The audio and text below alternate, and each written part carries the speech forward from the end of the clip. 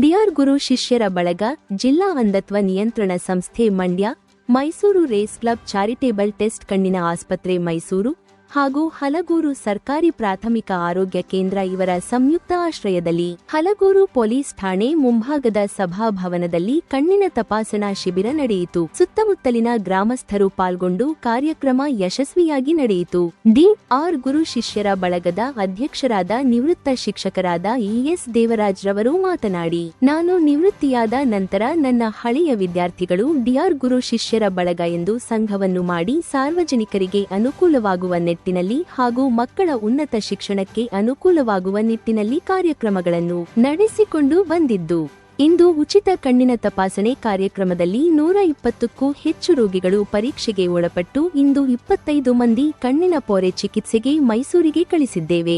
ನಮಗೆ ಸಹಕರಿಸಿದ ಸಾರ್ವಜನಿಕರು ಹಾಗೂ ನನ್ನ ಶಿಷ್ಯದೊಂದಿಗೆ ನನ್ನ ಧನ್ಯವಾದಗಳು. ಇದೇ ರೀತಿ ನಿಮ್ಮ ಸಹಕಾರ ನನಗಿರಲಿ ಎಂದು ತಿಳಿಸಿದರು. ನಾವು ಪ್ರತಿ ವರ್ಷನೂ ಕೂಡ ಆರೋಗ್ಯ ಮತ್ತು ಶೈಕ್ಷಣಿಕವಾಗಿರ್ತಕ್ಕಂಥ ಕೆಲಸ ಕಾರ್ಯಗಳನ್ನ ನಮ್ಮ ಬಳಗದ ವತಿಯಿಂದ ಮಾಡ್ತಾ ಇದ್ದೀವಿ.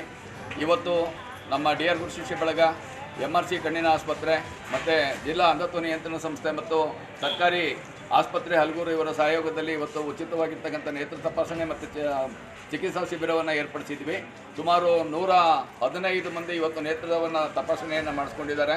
ಅದರಲ್ಲಿ 20 ಮಂದಿ ಇವಾಗ ಅದು ಶಸ್ತ್ರಚಿಕಿತ್ಸೆಗಾಗಿ ಒಳಪಟ್ಟಿದ್ದಾರೆ. ಅವರನ್ನು ಇವತ್ತು MRC ಕಣ್ಣಿನ ಆಸ್ಪತ್ರೆಯವರು ಅವರದೇ ಆದಂಥ ವಾಹನದಲ್ಲಿ ಇವತ್ತು ಅವರನ್ನು ಕರೆದೊಯ್ತಾ ಇದ್ದಾರೆ. ನಾಳೆ ಶಸ್ತ್ರಚಿಕಿತ್ಸೆಯನ್ನು ಮಾಡಿಸಿ ನಂತರ ಶನಿವಾರ ದಿವಸ ಸುಮಾರು 12 ಗಂಟೆಗೆ ಇಲ್ಲಿಗೆ ವಾಪಸ್ ಅವ್ರನ್ನ ಕರ್ಕೊಂಡ್ಬರ್ತಾರೆ. ಹಾಗಾಗಿ ಇದರ ಸದುಪಯೋಗವನ್ನು ಸಾರ್ವಜನಿಕರು ಪಡಿಸ್ಕೊಂಡಿದ್ದಾರೆ ಅಂತ ನಾನಾದರೂ ಭಾವಿಸ್ಕೊಳ್ತೇನೆ. ಇದೇ ರೀತಿಯಾದಂಥ ಯಾವ ಚಿಕಿತ್ಸೆಗಳನ್ನು ಮಾಡಿಸುವಾಗ ಅಥವಾ ಶಿಬಿರಗಳನ್ನು ಮಾಡಿಸುವಾಗ ಸಾರ್ವಜನಿಕರು ಹೆಚ್ಚಿನ ರೀತಿಯಲ್ಲಿ ಸದುಪಯೋಗ ಪಡಿಸ್ಕೊಳ್ಬೇಕಂತೇಳಿ ಎಲ್ಲರ ಪರವಾಗಿ ನಾನು ಕೋರ್ಕೊಳ್ತೀನಿ. ಇದಕ್ಕೆ ಸಹಕಾರ ಕೊಟ್ಟಿರ್ತಕ್ಕಂಥ ಎಲ್ಲ ನನ್ನ ಬಳಗದ ಕಾರ್ಯಕಾರಿ ಸಮಿತಿ ಸದಸ್ಯರಿಗೂ ಮತ್ತು ನಮ್ಮ ಸದಸ್ಯರಿಗೂ ಕೂಡ ಈ ಸಂದರ್ಭದಲ್ಲಿ ಧನ್ಯವಾದಗಳನ್ನ ಅರ್ಪಿಸ್ತಾ ಇದೇ ರೀತಿಯಾದ ಸಹಕಾರವನ್ನು ಇನ್ನು ಮುಂದೆ ಕೂಡ ಅವರಿಂದ ನಾನು ನಿರೀಕ್ಷೆಯನ್ನು ಮಾಡ್ತೇನೆ. ಇದೇ ಸಂದರ್ಭದಲ್ಲಿ ವೈದ್ಯಾಧಿಕಾರಿ ಸೌಮ್ಯಶ್ರೀ, ಡಿಎಲ್ ಮಾದೇವೇಗೌಡ, ರಾಜೇಶ್ವರಿ, ಅಭಿ, ಮಹೇಶ್, ಶ್ರೀನಾಥ್, ಶಿವಪ್ರಕಾಶ್, ರವಿಕುಮಾರ್, ಮನೋಹರ್ ಹಾಜರಿದ್ದರು.